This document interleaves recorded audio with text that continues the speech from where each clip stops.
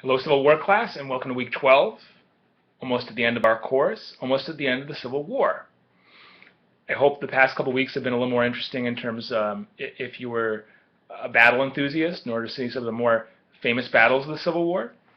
But the point that we're reaching at this week is we're really focusing on, I think, a portion of the Civil War that's not really discussed as much. Now, in the readings, there definitely is an emphasis on Sherman's March. And Sherman's March has been pretty glorified and made famous, of Sherman, after conquering Atlanta, making a march down to Savannah and burning the roads and villages and people and civilians and military sites along the way. But there's other things that are going on at the same time that really are not talked about as much. For instance, there was a last-ditch effort by the Confederacy to attack Tennessee. And Tennessee had long been very controversial because Tennessee, although it had been sort of maintained throughout the war as a pro-Union state after its quick takeover by the Union forces in 1862, it still had a lot of pro-Confederate forces. So John Bell Hood, the leader of the Confederate Army of the Deep South, realized if he could make it to Tennessee and conquer back like the city of Nashville, major city, then he could use that as a rallying point to bring together the rebels of Tennessee, build up this rebel army, militia army of locals, of farmers with guns, and use those forces against George Thomas, pushing the forces away and allowing the South to have a chance of winning. The other thing that they don't talk about a lot is Philip Sheridan. And Philip Sheridan, who was the great cavalry officer to Grant and to Sherman, he's going to lead his own expedition into the Shenandoah Valley, the very same valley that Stonewall Jackson was able to dominate in 1862. Now Philip Sheridan is going to fight against Jubal Early. And Jubal Early is most famous for making the last-ditch attempts to conquer the North and waging war actually on Washington, D.C., which was the battles that Abraham Lincoln actually attended and saw war firsthand.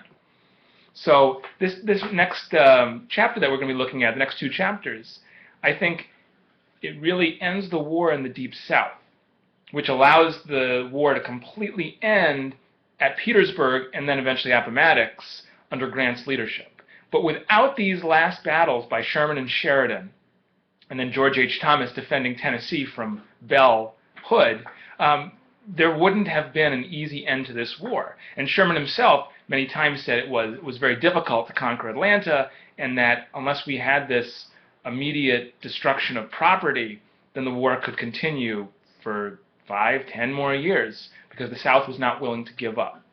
So Sheridan and Sherman are going to employ a similar technique called scorched earth.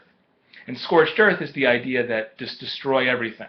Leave railroads, no houses, no barns, just take out everything. And you disable the South's ability to have a daily life and to be able to supply troops and be able to do anything. And by doing this, you are really engaging in this policy of total war. You're encompassing all elements of fighting at this point. Just about the opposite of what McClellan had started staging in the beginning of the war. So stay tuned for that during this week. In addition, there's also the 1864 election. And Abraham Lincoln is running in this new National Union Party, which is just a fancy way of mixing up the Republicans and some war Democrats, uniting them for the sake of the Civil War.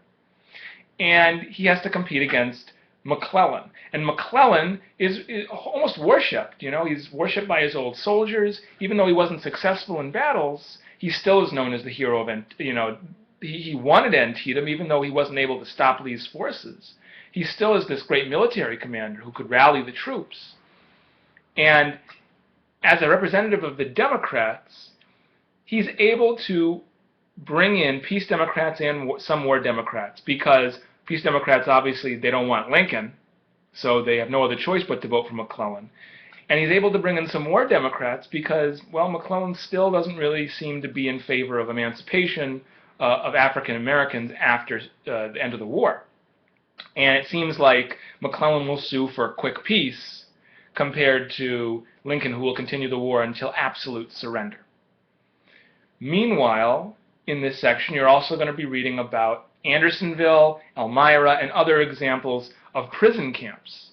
And these prison camps are going to be some of the worst places to go in the entire war. You're going to have such devastation in these prison camps, it's almost worse than dying in battle, because it's long, slow, and arduous.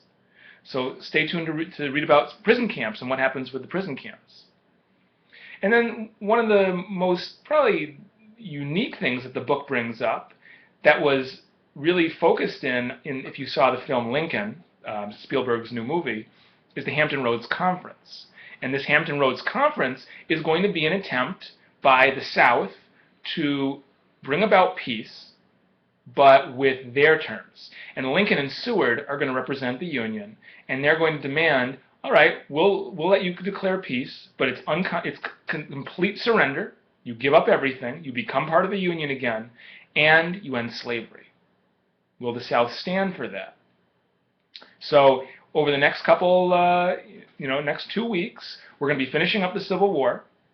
If you haven't noticed yet, I did post the final assessment, which is due the week of finals, the Thursday of finals week, and that'll be our last written assignment for the course.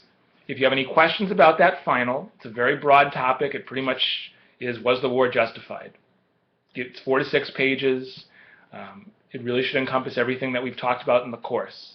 Was the war justified? Was it worth it? Were the goals met? Were the initial goals that were set out accomplished? Did the nature of war change? And did they actually accomplish those goals? So it really is a paper, I think, that gives you a chance to reflect your personal opinions, your interpretation of the reading, your interpretation of the sources. And as I say on the actual site, a good paper is going to be one that uses evidence to support your claim, not just your opinion. So, this week and next week, 2 last weeks of reading. You have some discussion boards, like usual. And if you have any other questions, please let me know. Until next week's final video lecture, I will see you then.